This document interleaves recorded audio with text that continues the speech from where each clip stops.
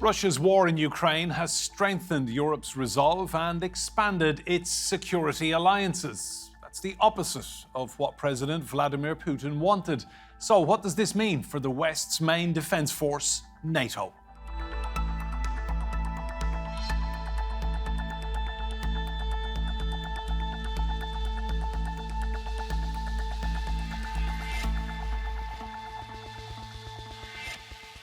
Hello and welcome to Roundtable. I'm Enda Brady. Now, following Russia's aggression, Finland and Sweden agreed to join the North Atlantic Treaty Organisation, NATO. Finland became a member last year, but Sweden is still waiting now because of one holdout, Hungary. So why is Hungary's President Viktor Orban dragging his feet? Sweden's second-to-last hurdle overcome as Turkey's parliament ratifies its NATO membership. The proposal has been accepted and has become law. It took longer to get here than the Swedes would have liked. Turkey used the opportunity to negotiate. President Recep Tayyip Erdogan wanted tougher measures against the PKK, a group recognised as a terror organisation by the US, UK and EU. Erdogan also wanted F-16 fighter jets from the US. He's been successful in getting both. But it's not totally clear why Hungary is stalling. Some point to Swedish criticism of Hungarian democracy. Others suggest it's President Orban's friendly relationship with Putin. NATO's chief, though, remains hopeful. I'm absolutely confident, and I count on Hungary that the ratification of Sweden will be ratified as soon as the Parliament reconvenes at the end of February. With Finland and Sweden giving up their neutrality, NATO vastly expands its represented territory in Northern Europe and gains a 1,300-kilometre border with Russia. The North Atlantic Treaty Organisation was founded in 1949, post-Second World War, as a collective defence alliance. Its power is in Article 5 that states, if a NATO ally is the victim of an armed attack, each and every other member of the alliance will consider this act of violence as an armed attack against all members and will take the actions it deems necessary to assist the ally attacked. For that reason, Russia wants fewer NATO members, not more. But as the war in Ukraine enters its second year, the alliance is more significant now than it has been in decades. So when can Sweden expect to become the newest member of the club? Well, let's meet our guests. Joining us from Maryland in the United States is Michel. He's the former director of NATO policy at the Department of Defence. And with me here in the studio is Paul Ingram, former director of the British-American Security Information Council. He's currently the academic programme manager at the Centre for the Study of Existential Risk. That's at Cambridge University. And Elisabeth Braw is also with us. She's a senior fellow at the Atlantic Council's Transatlantic Security Initiative. Welcome to you all. Elisabeth, you are Swedish. Just tell me, how are your fellow Swedes feeling about becoming the 32nd member of NATO? They are extremely excited. We should remember that it's not quite there yet, but a major hurdle has been cleared, and it felt at times like this NATO membership may never happen, and now it looks like it's almost there. So there is an enormous sense of relief, and also we should remember that this is not just important for Sweden, but for other NATO member states. They will benefit from having Sweden in the alliance, and I think one good indicator of that is how invested the US government and indeed US Congress have been in helping make this happen. And how big a deal was it, Elisabeth, in terms of giving up your neutrality? What kind of talking points were there around that? It was a pivotal moment, and one that I think nobody thought would really happen, because what the Social Democrats who were in charge when this happened, what they had always said was, we'll apply when Finland applies, and they said that knowing that Finland would never apply because the Finns only had a small percentage in favour of NATO membership. And then after the invasion of Ukraine, that percentage absolutely skyrocketed, so from the low 20s to up around 70%. And the Finnish government said, well, in that case, we'll apply. And the Social Democratic government in Sweden said, well, I suppose we have to do the same, because now we don't have a reason not to apply anymore. And so it was almost a sort of a paradoxical feeling in Sweden, where the public opinion had been much more even, but yet the feeling was always that, oh, it's not going to happen because the Social Democrats will never allow it to happen. And then all of a sudden, the Finnish public made it happen. Paul, your thoughts on Sweden joining once it's finally rubber stamped? Yeah, so I can understand very much why this is happening, and I can understand why public opinion in both Finland and Sweden is turning very strongly against Russia. But looking at it from a holistic perspective, we are losing two of the very few numbers of countries that are neutral or non-aligned. I mean, this process predates Ukraine. We've had Partnership for Peace and other partnership operations between these countries and NATO. I hosted some meetings inside the NATO headquarters with Sweden sponsorship. And there's a lot of, and this was before Ukraine. So this is not a sudden switch. It's been more of a gradual process. And I think there are problems here in the longer run. Not the short run, I understand in the context, but in the long run, we need to be thinking not just about how do we build alliances that are strong and hostile to those that disagree with us, but how do we bring countries like Russia into processes that are more inviting and cooperative when the leadership changes. In the middle of the Cold War, Sweden and Finland were neutral for a reason. There were good, positive reasons, even though the Soviets were very oppressive, just as the Putin administration has been. But for a very different reason, we've moved in another direction. And I'm fearful about where that ends up. Leo, just spell out for our viewers the benefits of being in NATO. Why should the average Swedish person be proud of this, interested in this? Well, Paul is right. This is part of an evolution. Sweden has participated in a range of NATO operations in the Balkans, Afghanistan, and Libya over the past decades. Broadly participated and is in fact participating today in a large NATO exercise. And it's steadily improved its interoperability with the military equipment, systems, and doctrine that NATO uses. So in a sense, this is not revolutionary, but the Russian continued invasion, let's say, of Ukraine, but with the dramatic upsurge in February 2 years ago, has really made a geostrategic shift in the area. And the integration of Swedish territory into the alliance is going to close a strategic gap in NATO's northern flank. It's going to provide additional strategic and operational depth for NATO's deterrence and defense mission across the Baltic Sea and Arctic regions. I think why it's going to be important for Sweden, but why it's important for NATO as well, is that Sweden no longer needs to depend only on itself to defend Sweden. It will have a collective defense alliance to defend Sweden.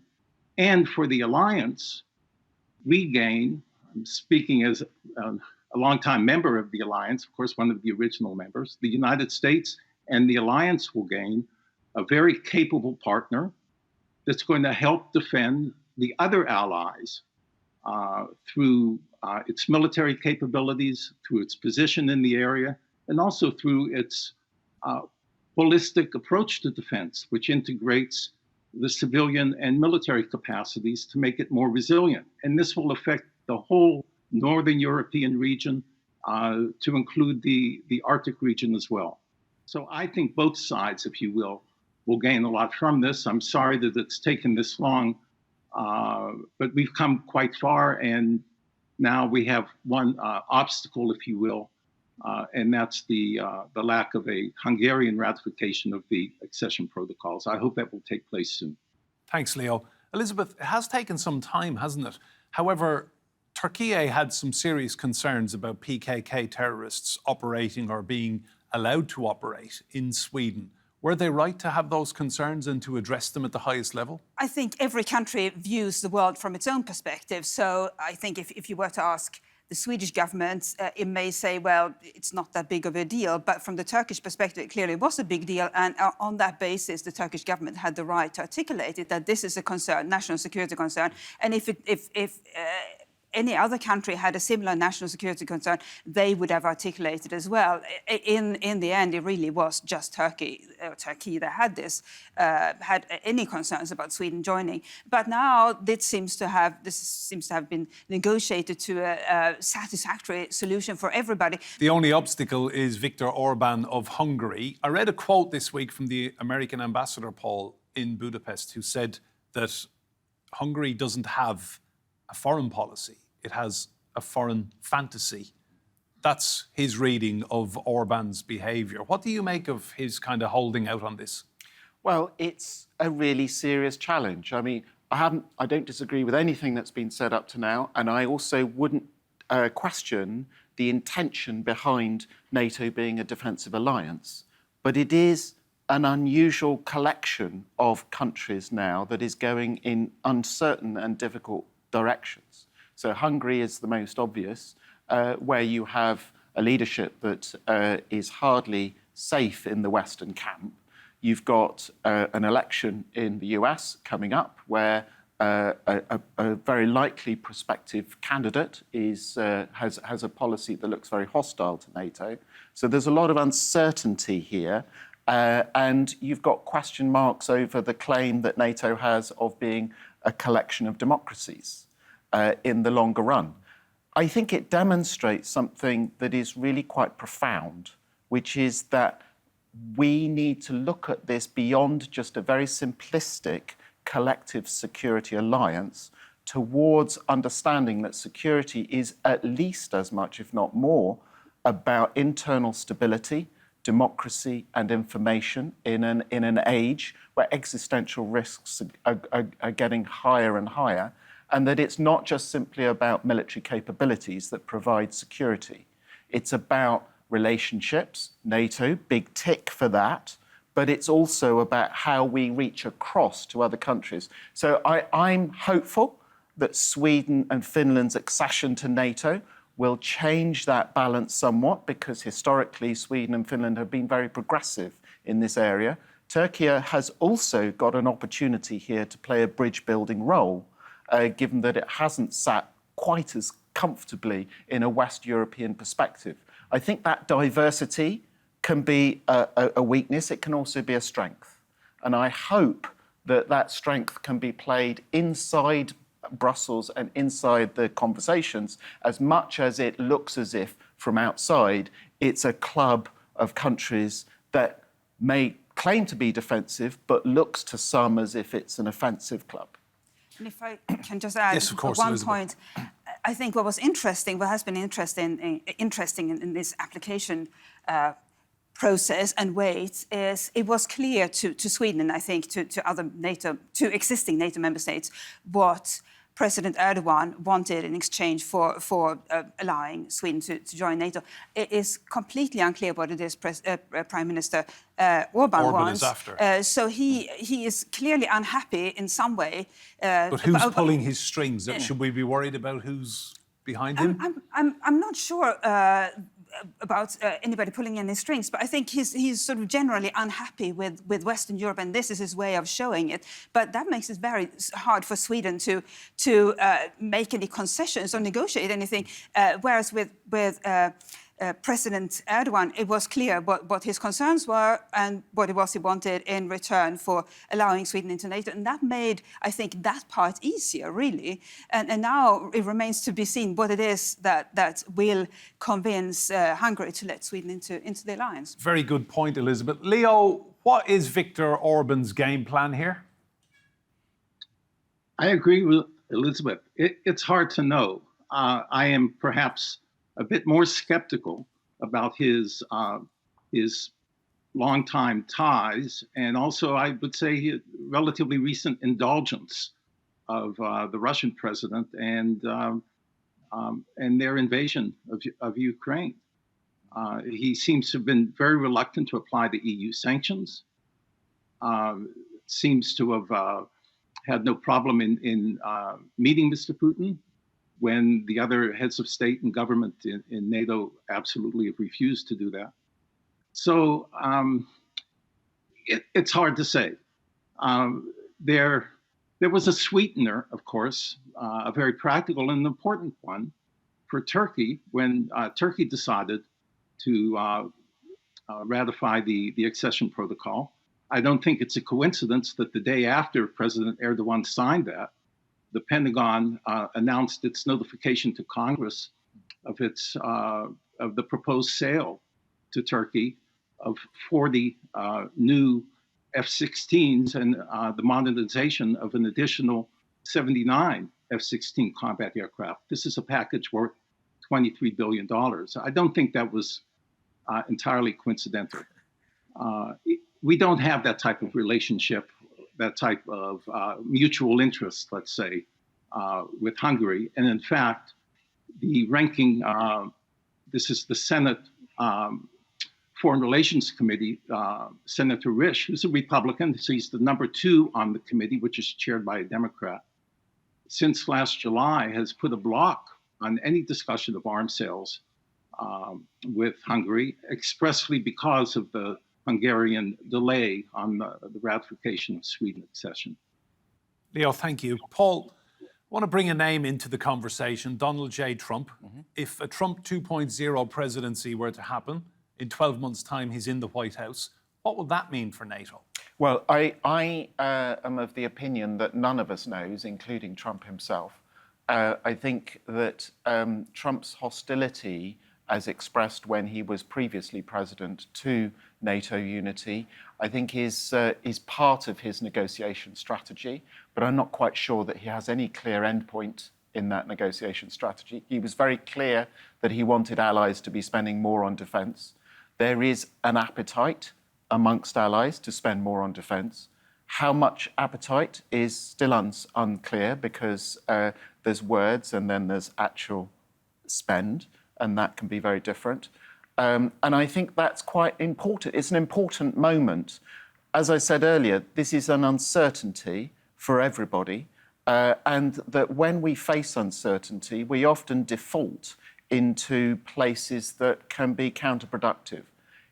For example, massively increasing defence spending, engaging in arms races, and all the rest of it. I think what we need to be doing is thinking about how we, as NATO, with the strength we have, with the unity we have in these moments, to be thinking about how we can direct the future of strategic European security rather than simply respond to it. And there is a lot of power and influence that we haven't been using in constructive ways. That's my opinion looking from outside. Elisabeth, give us your take on Trump 2.0 for NATO. I think we make a mistake if the only thing we worry about as a potential scenario is Trump pulling the US out of NATO. Congress would make that very hard for him. But there are things he can do short of pulling the US out of NATO. For example, he can allocate far fewer troops to any sort of NATO activities. He can obviously reduce funding, but I worry most about the troops. So any NATO activity depends on countries doing their part in good faith. And so if you're a small country like Estonia, you may contribute far fewer troops than the United States, clearly. But there is no obligation that says you have to contribute so and so many. So he could just say, well, we will, for the next large NATO exercise or for something more serious than that, we will no longer contribute so and so many thousand. We'll just send one staff officer. And then what do the NATO allies do? And most importantly, what does the UK do? Because the UK really is the wingman, America's wingman in NATO, the second most important country. So a lot of responsibility would fall on the UK in such a scenario. So do you think the United Kingdom could be influenced by Trump to basically take less of an interest in NATO? No, it would have to take more of an interest in NATO because it is in the UK's interest that NATO remain strong. And if Trump were to somehow reduce America's involvement or commitment, then a much larger responsibility would fall on so the UK. he pulls back, the United Kingdom would have to ramp up. And as we've seen this week, the British military numbers are nowhere near what they should be. Exactly. So that would be a very uncomfortable situation for the UK. The willingness would not be lacking, but the resources would. Leo, give us a feel for what the average American thinks about NATO right now. Well, actually, that is a good news story. That according to public surveys or surveys of public opinion, 70, sometimes depending on the poll, even more than 70% of the American public voices strong support for NATO, and that has actually increased since the Russian re-invasion. Or full-scale invasion of Ukraine. And frankly, I think that strong support for NATO, is reflected within the majority of Congress. Not all. There is an extreme right-wing part, the Trumpist wing, if you will, particularly in the House of Representatives. But there's overall strong support. Having said that, I think I'm a little bit more pessimistic than your other two panelists about the effect of the Trump presidency on NATO. And you needn't take my word for it. There have been interviews, books published now by 5 or 6 of his key foreign policy advisors and cabinet members during his presidency, and how hard 2 or 3 of them had to work to try to convince Trump not actually to withdraw from the alliance. And those were reasonable people. I mean, like the former Secretary of Defense, Jim Mattis, one of his successors, Secretary of Defense Esper, even his national security advisor, former national security advisor, John Bolton, has written about this in his book. So go look at his former advisors and how difficult of a job it was. In a Trump 2.0, as you would call it, I don't expect to see people even of that quality accept jobs in his administration. If you look at the people that he has surrounded himself with now, his statements on NATO have not gotten better, they've gotten worse. Thanks, Leo. Paul, that is a very worrying assessment, isn't it? Well, yes, and also an opportunity. Every threat is an opportunity to review. And I think there is a debate that assuming Trump is elected, which we're all assuming right now, so assuming he's elected, there is a debate that needs to happen in Europe. And that debate is, how do we build a stable European security without the usual dog whistles that go with that? So, for example, a dog whistle that I would highlight is this idea that somehow Western Europe is incredibly weak in the face of a more powerful Russia. And when people say that, they often drop into Soviet Union and Cold War mentality. The Russians are not as strong as they were by a long stretch. They haven't managed to prevail in Ukraine. There are opportunities here for us to collaborate and strengthen NATO in a way that is not just about ramping up, but is more collaborative in a European sense. And I think that we need to be also at the same time looking at the ways in which we can transform these diplomatic relationships. I mean, even in the height of the 1990s, the NATO-Russia Council was dysfunctional, and there were systemic reasons for that, but it did leave Russia out in the cold, even though Russia was not seen as an adversary. We still had nuclear weapons pointing at each other on hair-trigger alert. This is not a system that is functional, and we need to be thinking about not just how we resist the Russians today, which is important, but how do we transform this relationship in the medium to long run. And the Europeans, and some in particular, like Britain and Turkey, have particular responsibilities to be thinking about how we work with this complex duality about confronting, but also about the diplomacy. Thanks, Paul. Elisabeth, final question to you as a Swede. How worried do you think Swedish people were about Russia doing something or, stepping it up post-Ukraine? They were worried, but not just about an invasion. And I think this is what is so important to remember, that threats come in many shapes and forms and sizes today. So, for example, just a few days ago, Sweden experienced a massive cyber attack that knocked out large parts of the private sector. And there have been various other non-military attacks. And let's remember, for example, the sabotage of undersea infrastructure in the Baltic Sea. We still don't know who was behind it, but somebody sabotaged undersea cables. And, of course, famously, the Nord Stream 1 and 2 pipelines. Who was it? We may never know. So this is part of the new reality that what we need to be looking for is not just the potential march of soldiers towards our borders, but these quote-unquote smaller threats as well that can be quite damaging. And so this is something that is getting a lot of attention in Sweden, not just as a prospective threat, but something that is already there. And of course, the scourge of disinformation as well, that it has such a potential to distort the public debate. And so all of that is happening, and Swedes are really quite alert to it. Elisabeth, thank you. Paul and Leo as well, thanks for all of your contributions. Remember, you can see more discussion and debate on our YouTube channel. Search for Roundtable TRT World. And if you like what you've been watching, do hit that subscribe button. But for now, from me and Brady and all of the team here, goodbye and thank you for watching.